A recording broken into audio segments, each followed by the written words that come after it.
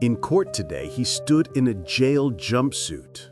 Once surrounded by luxury and quiet suburban streets, now facing a future behind bars.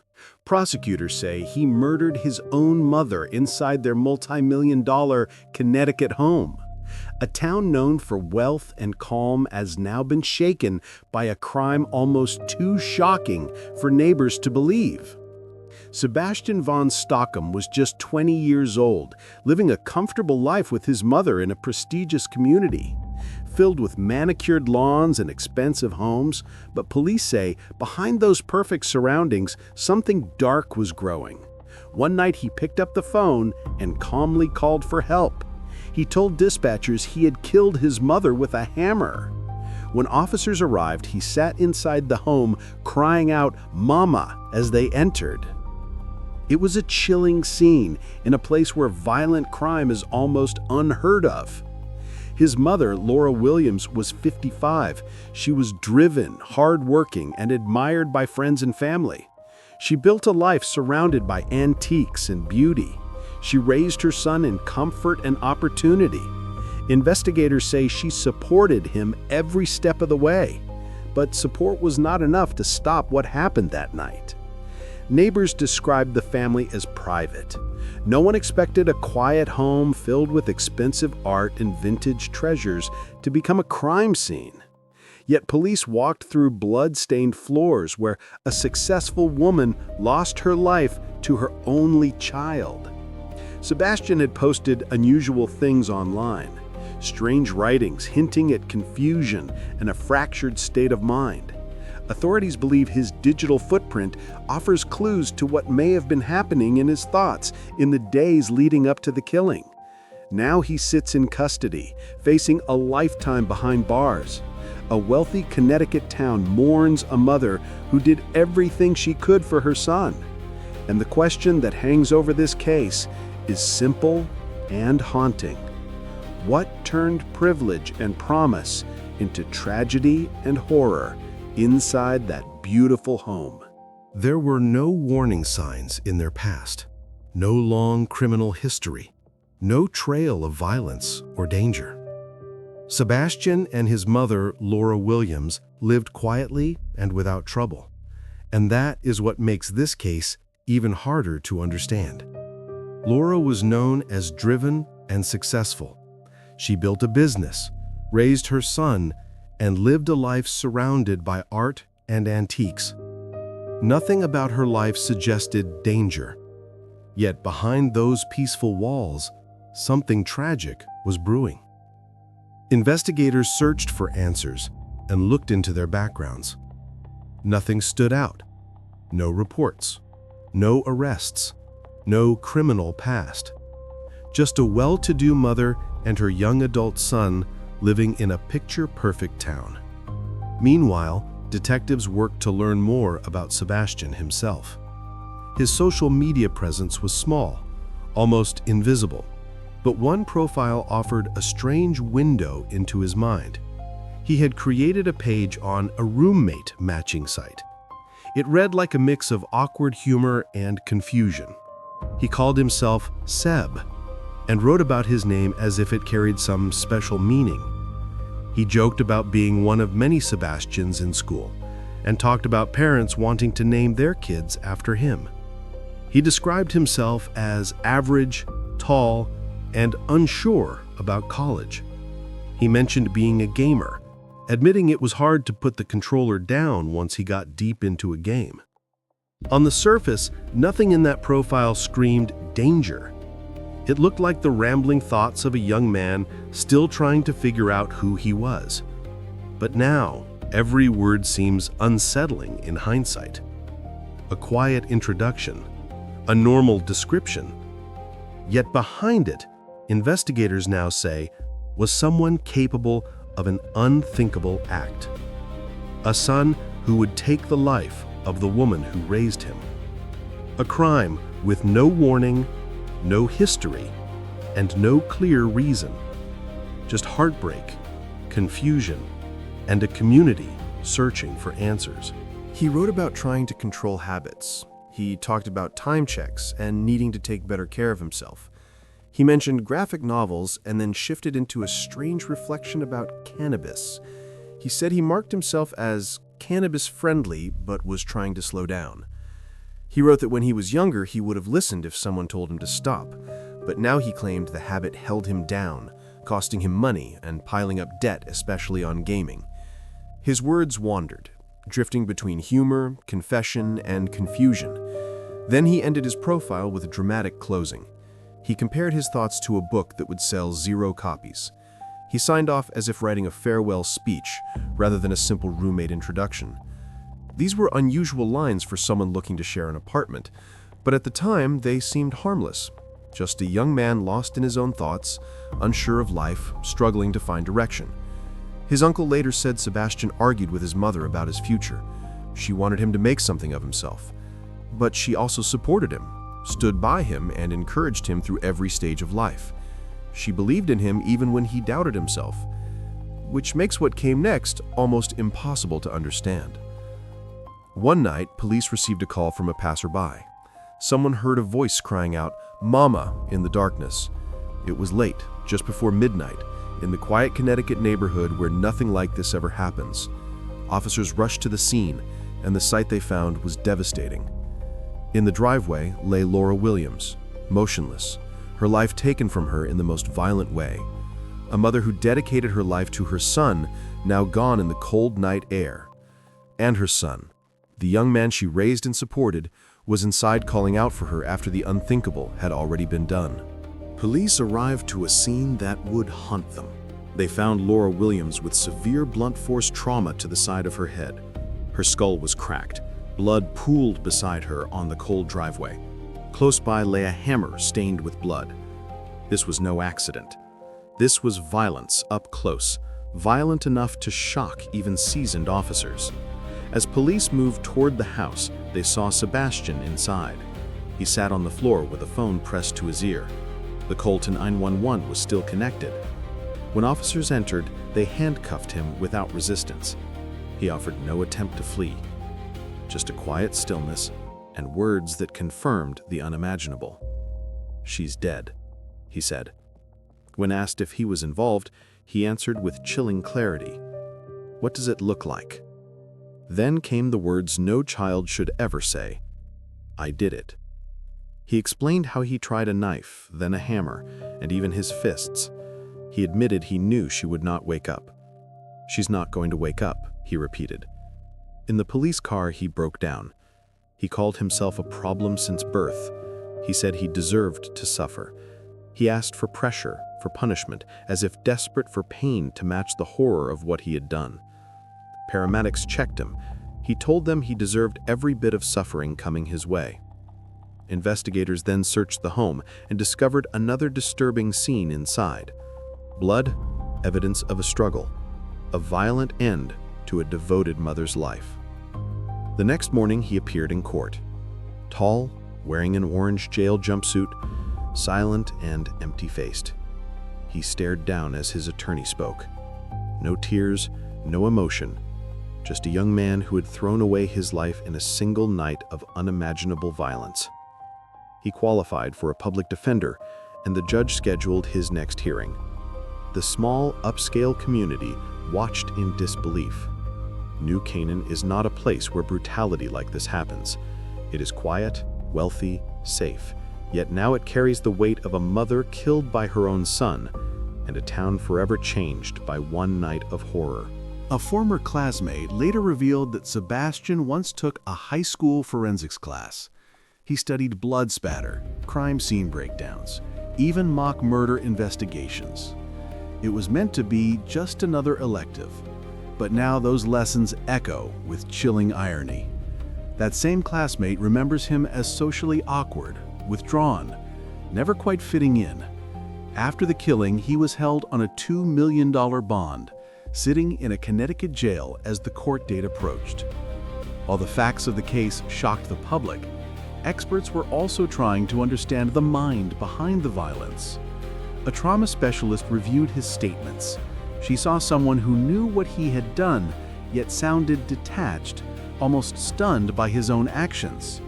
She questioned whether he was fully present in the moment of the attack, or if reality only hit him afterward, like waking up from a nightmare. The expert pointed out that his words showed awareness, guilt, and shock all tangled together. He admitted to the killing, described how it happened, and expressed self-loathing. But the deeper question now is why? Was this a moment of sudden rage, or a mind slowly unraveling over time? Investigators and doctors will search his history for answers. They will look into his mental state, his emotional struggles, and what pressures he carried in silence. What was happening inside this young man's mind before that tragic night? How did a quiet, privileged life twist into something dark and deadly? A community, a courtroom, and a grieving family now wait for those answers. But no matter the explanation, one truth remains. A mother is gone. A son destroyed his own future. And a peaceful town will never forget the night privilege turned to horror, and love turned to violence, inside a $1 million home. Experts began asking the questions everyone else was afraid to voice. What was his relationship with his mother really like behind closed doors? Was there a family history of mental illness that no one saw or no one talked about? Could untreated psychological issues have slowly built up until they exploded in the most tragic way possible? Investigators searched for answers, trying to piece together a past that may explain a brutal present. His statements revealed a young man crushed by self-hatred. He spoke about failure, pressure, feeling broken since the beginning. Guilt poured out of him, not as a defense, but as a confession drenched in despair. Yet the law demands clarity. If he were to claim insanity, he would need to prove he had no understanding of what he was doing, that he was lost in a fog where reason no longer existed. But his words that night suggested something more complicated. He admitted it. He described it. He recognized the horror. He questioned himself, calling his life a burden, calling himself a problem since birth. A mental health expert wondered whether he was conscious in the moment or if his mind detached from reality, acting on impulses he could not control. Did he understand the screams, the blood, the terror in his mother's eyes? Or was his mind swallowed by something dark until he snapped back into consciousness with horror at his own actions? Did he keep going even as she suffered, unable to stop himself? Or did he not truly comprehend the reality of what he was doing until it was too late? Questions swirl with no easy answers. A mother gone, a son lost to a moment of violence and madness, and a courtroom now left to determine whether this was pure evil or a mind breaking apart in silence before anyone ever noticed. The questions now reach far beyond what happened that night. Experts say there are countless mental illnesses that can lead someone down a dark path. The challenge is discovering what truly lived inside his mind. Was there a hidden diagnosis? Was he quietly battling something no one recognized? Even without a documented history of violence, it is possible he carried silent struggles that never made it into medical records. Some people suffer in isolation, masking pain until it erupts in a single catastrophic moment. This case feels like one of those tragedies. A young man lost in the crowd, unnoticed, unseen, slipping through life while internal storms brewed. Maybe there were subtle signs that everyone missed, signs that only make sense now, when it is far too late to intervene. The only way to uncover the truth will be through deep psychological evaluation. An experienced psychiatrist will examine him, looking for patterns, symptoms, and clues to determine whether he acted in madness or in conscious cruelty. If his defense team argues insanity, they face a steep burden. It is not enough to show he struggled mentally or experienced distress. They must prove that in the exact moment of the killing, he had no understanding of reality, no grasp of right or wrong. They must show he acted without control, without awareness, truly lost in a break from reality. That is a difficult standard, and it will likely become the center of this case if it goes to trial. The courtroom will decide if this was the act of a sick mind overwhelmed by unseen torment, or a calculated and deliberate choice that cannot be excused. Until then, the silence lingers.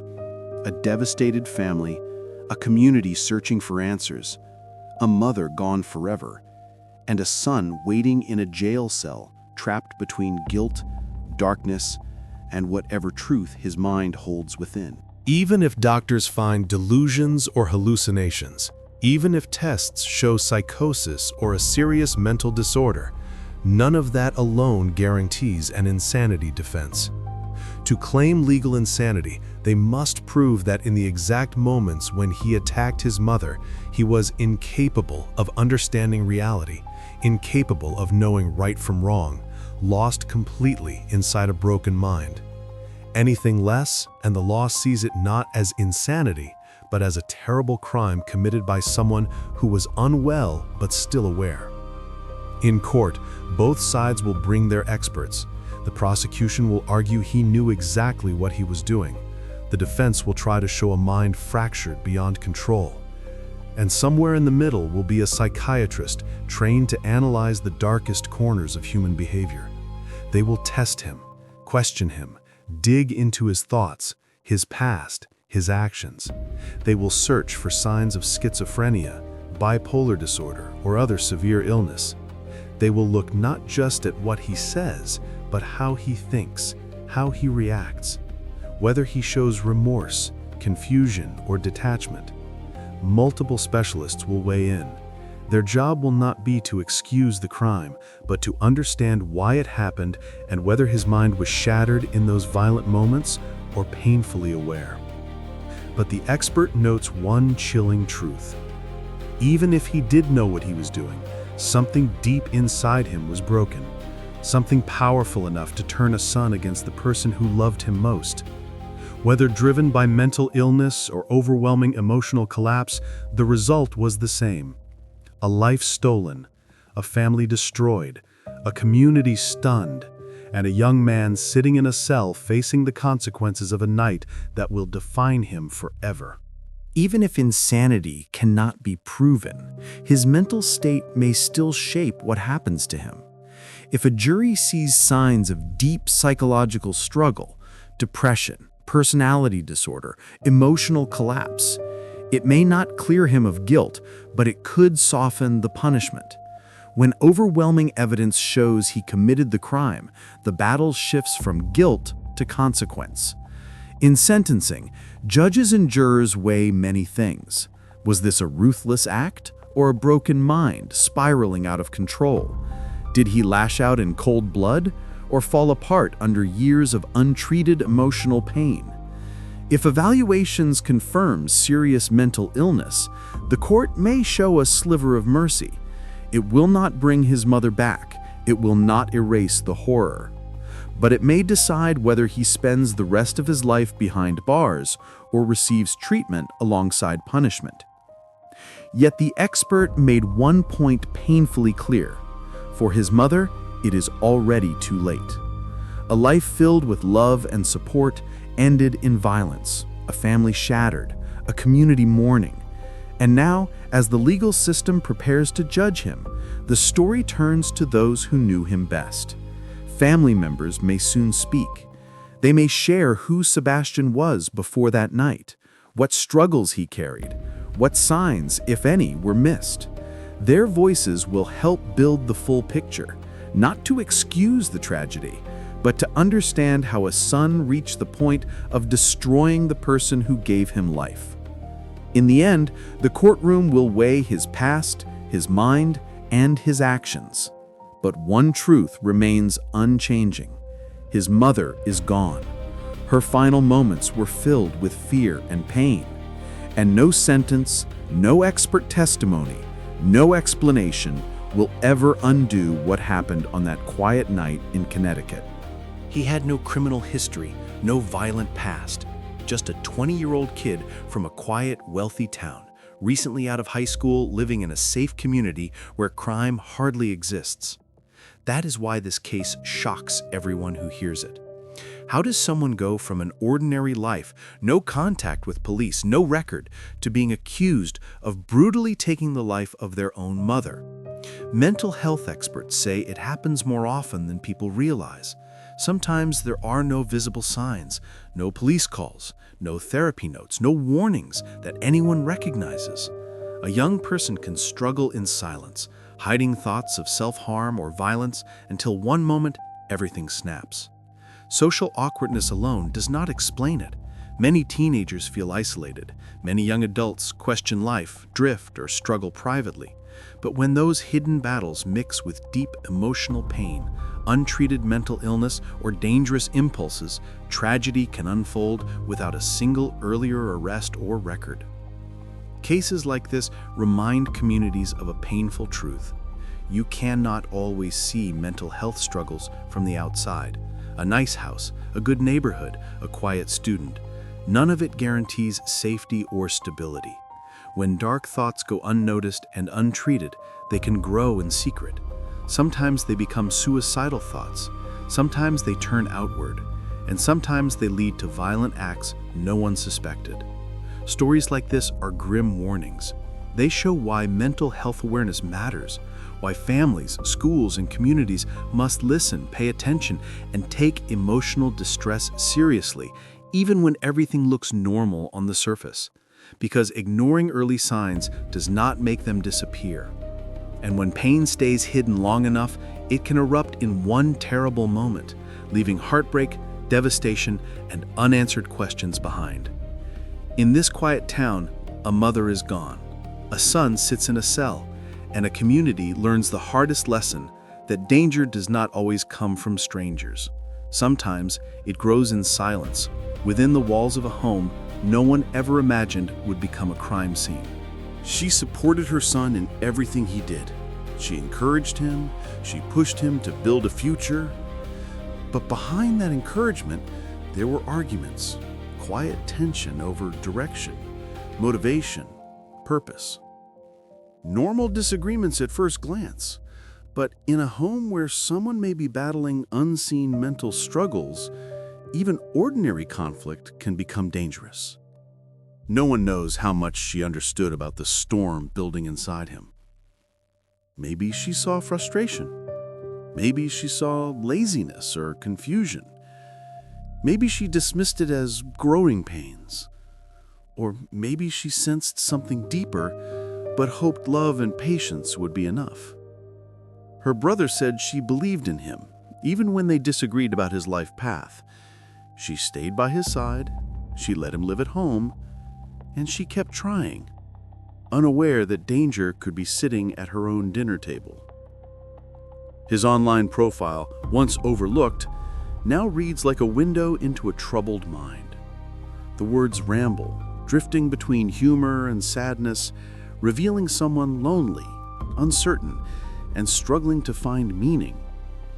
He mentions cannabis, video games, self-medication, and a social awkwardness that isolated him even further. He writes as if speaking into a void, expecting no one to listen. And the closing lines cut the deepest. He tells the reader they can stop reading, as if his life story is already unworthy of attention, as if he sees himself not as a person, but as a forgettable page in someone else's world. The expert reading his words felt it immediately. Emptiness, loneliness, insecurity. A young man lost inside himself, trying to speak, but not knowing how. To most people, it might have seemed odd, rambling, maybe even quirky. But to trained eyes, it sounded like a quiet cry from someone who felt invisible, someone who did not know who he was, someone who felt small in a world that expected him to be more. And in that silence, without recognition, without treatment, darkness grew. Until one night, everything broke. And a loving mother who tried to guide and support her son became the victim of a tragedy no one saw coming. Privilege, stability, opportunity. None of it protected that home from what hid beneath the surface. Because mental pain doesn't always scream. Sometimes it whispers until it explodes. Even in the final discussion, one theme rises above all else. Many tragedies begin quietly.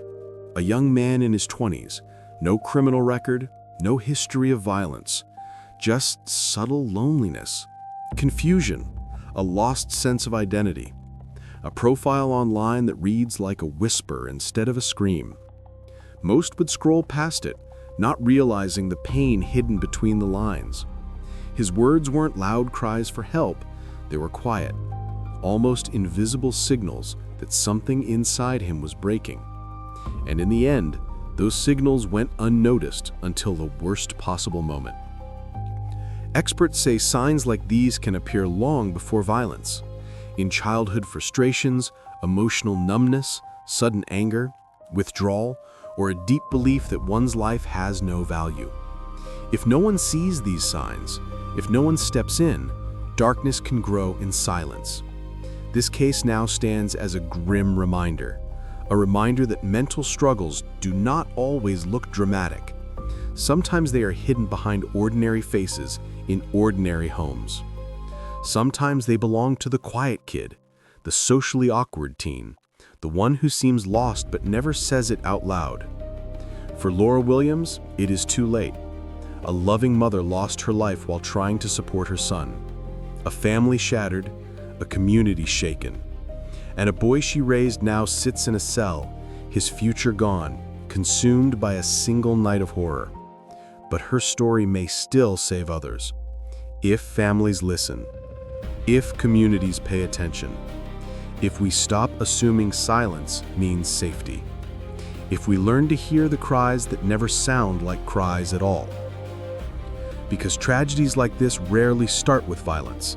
They start with an invisible weight someone carries alone. A weight that, if left unrecognized, can one day destroy everything. The story ends here, but the lesson remains. Watch the quiet ones. Check on the lost ones. Do not dismiss the small signs, because for one mother in Connecticut, those signs came too late. And for her son, one moment in the dark changed 2 lives forever.